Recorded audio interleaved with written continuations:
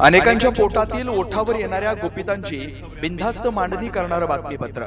बावनकुळे काय बोलतात हे बावनकुळेंवर सोडा। आम्ही आमच्या पक्षाचं काम करतोय, तुम्ही तुमच्या पक्षाचं काम करा।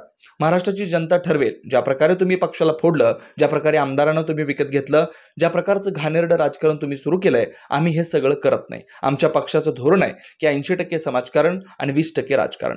बावनकुळे हे लोकसभेचा त्यांचा पराभव बघून निराश झालेत। उद्धव ठाकरेंचं नाव घेण्याशिवाय कोणतंही काम भाजप पक्षाला नाही। आम्ही फक्त निवडणुकीची वाट पाहतोय। 4 जूनला कळेल कोणी काय केलं ते सगळं जनतेसमोर येणार आहे। असं आहे की बावनकुळे काय म्हणतात हे बावनकुळेवर सोडा। आम्ही आमच्या पक्षाचं काम करतोय, तुम्ही तुमच्या पक्षाचं काम करा।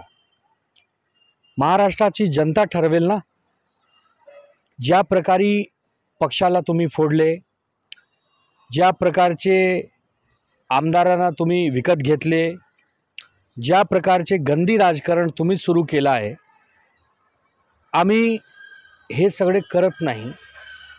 आमच्या पक्षाचं धोरण आहे की 80% समाजकारण 20% राजकारण। बावनकुळे हे लोकसभेची पराभव बघून हताश झाले आहे, निराश झाले आहे।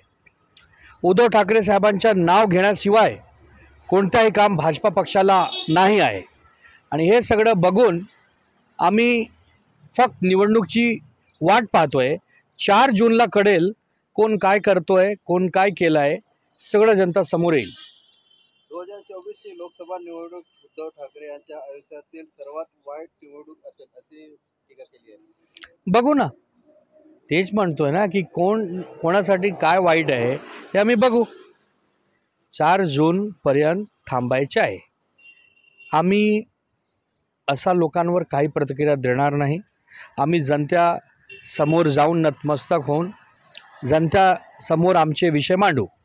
नंतर जनता निर्णय देईल ना काय करायचं आहे, कोण काय केलं आहे, ट्रिपल इंजनची सरकार कशी फेल झाली आहे, महंगाई बेरोजगारीचा काय हाल आहे, हे सगळं जनता बघत आहे आणि जनता निर्णय देईल। बेधडक निर्भीड बिनधास्त मांडणी करणारा खबऱ्या लाईव्ह।